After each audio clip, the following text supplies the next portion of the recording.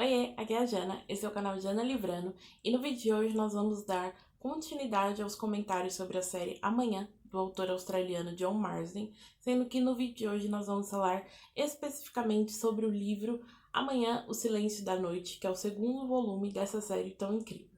Então vamos lá. Antes de mais nada, é preciso avisar, claro, que esse livro vai ter spoilers do primeiro volume da série. Até por se tratar de uma sequência, não tem como eu falar da sequência sem falar um pouquinho do que aconteceu no livro anterior. Então, se você não quer nenhum desses spoilers, assista esse livro depois que você já tiver lido o primeiro volume. E vamos lá. Então, é... a história continua acompanhando a Ellie e o seu grupo de amigos e como que eles vão lidar com o fato de estarem em guerra, de não saberem o que aconteceu com suas famílias, de não saberem precisamente quem está atacando o país, porque como o livro é narrado pela perspectiva da Ellie, nós vamos também descobrindo aos poucos quem são essas pessoas. Nós temos tanta informação quanto ela, nada além do que ela sabe, não tem nenhum narrador externo para nos explicar o que está acontecendo.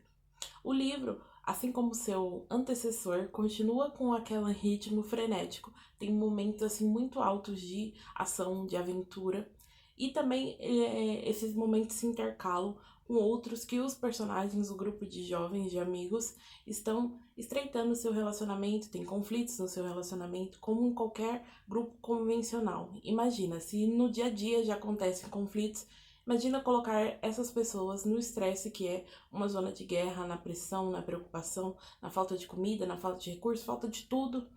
E então se multiplica por 1 bilhão todos esses conflitos que podem surgir, né? E são bem interessantes. Nós temos bastante estreitamento de relacionamentos no livro, de alguns personagens chaves, principalmente da Ellie e do Lee, e da Fi e do Homer, né? E é muito interessante acompanhar tudo isso, muito, muito mesmo.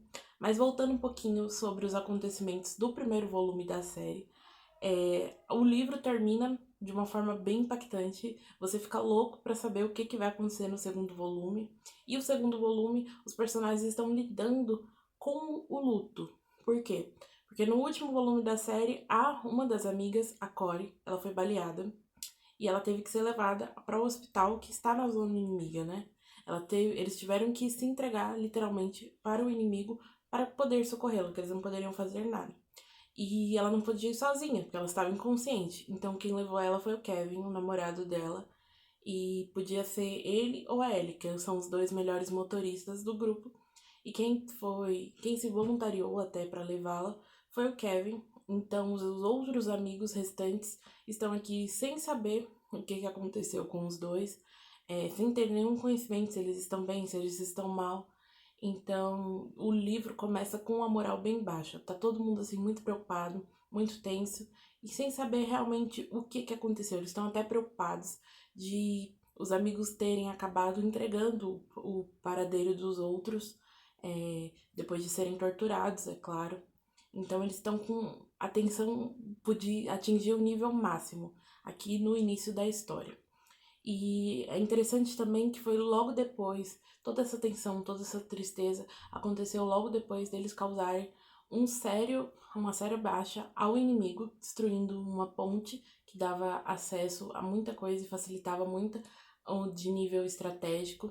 As ações táticas do inimigo, que até então é desconhecido, eles não têm essa precisa noção de quem seriam essas pessoas que estão atacando o país. E logo depois deles terem esse avanço, eles têm essa baixa tão grande que é a perda, o luto que eles estão sentindo precisamente sobre esses dois amigos. É aquela velha história do pesar sobre o desconhecido. Eles não sabem de fato se eles estão bem, se eles morreram, se eles estão sendo torturados, o que está acontecendo, se um dia vão voltar a vê-los. Então, isso se soma à preocupação que já existia anteriormente com as famílias deles, né? Mas vamos lá. Nesse segundo volume, além de ter essa preocupação, eles também estão vendo o inferno, o lugar que eles estão se escondendo, como um lar que provavelmente vai ter que ser permanente. E para ser um lar permanente, ele precisa ser reestruturado. Então, eles precisam achar formas de plantar, de até criar alguns tipos de animais E eles começam a vislumbrar essas situações até para ficarem escondidos e darem um tempo para se reerguerem, para fazer algo pelos seus amigos, né? Então, dentro desse lugar que eles vão, dentro desse tempo que eles vão ficar aprimorando os seus esconderijos, eles também decidem explorar o local.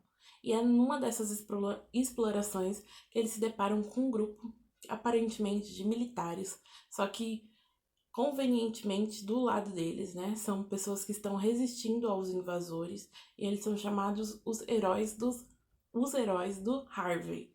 E esse grupo são de pessoas que têm um pensamento extremamente retrógrado. Então, a primeiro momento, eles ficam muito felizes de encontrarem uma autoridade, de poderem finalmente largar mão das decisões, largar mão do controle e ser direcionado. Sabe aquele velho conforto de alguém falar pra você o que você tem que fazer? Eles ficam muito felizes quando encontram esse pessoal. Mas é claro que não é tão simples, né? Essas pessoas se revelam extremamente autoritárias e muitas outras coisinhas que deixam até a gente com raiva ao ler, sabe? O poder da narrativa do autor se mostra muito nessas partes que tem esse contato com esse outro grupo e temos muitas surpresas. É frenético. Se o primeiro livro foi frenético, esse segundo aqui, a frenesi, a crescente da ação cresce assim espontaneamente e é muito bom acompanhar. É muito aflitivo, mas ao mesmo tempo é muito legal a gente acompanhar e faz com que a leitura seja muito rápida. Você devora o livro literalmente. Então é mais um mérito para o autor e para esse segundo volume que, como eu disse, só cresce do primeiro, né? O primeiro tinha um problema ou outro, nesse segundo volume eu gostei bastante, não teve nenhuma coisa que me incomodou muito. E eu gostei particularmente desse estreitamento das amizades. Você começa a conhecer cada um dos personagens um pouquinho melhor, né? A Ellie vai se mostrando uma líder de verdade, juntamente com o Homer. Então, os dois são os líderes do grupo e cada um tem suas próprias particularidades, seus próprios defeitos e qualidades, assim como todo mundo. Mas é muito interessante você acompanhar até o amadurecimento, porque imagina, eles são adolescentes e eles estão sendo obrigados a esquecer a adolescência, esquecer a fase de brincadeira e serem adultos numa zona de guerra. Então fica tudo muito complicado, mas a maturidade que eles demonstram, até mesmo quando eles erram, trazem muitas, digamos que, ensinamentos, até para o leitor, né? Então, eu gostei muito desse livro quando eu tinha 16 anos e agora, 10 anos depois, eu ainda continuo gostando muito. E tenho certeza que você aí do outro lado, se interessar por ler começar a ler a série, também irá gostar. Porque, acima de tudo, é um livro que tem algo a nos oferecer, né? Não é uma leitura vazia que você faz e não fica com nenhum novo pensamento na cabeça. Ele sempre tem a acrescentar mais e com o decorrer da série vai acrescentando ainda mais. E é isso, não dei muitos spoilers sobre o segundo volume, só sobre o primeiro mesmo. O próximo vídeo vai ser sobre o terceiro volume da série. E muito obrigada por assistir e até o próximo vídeo do canal. Tchau!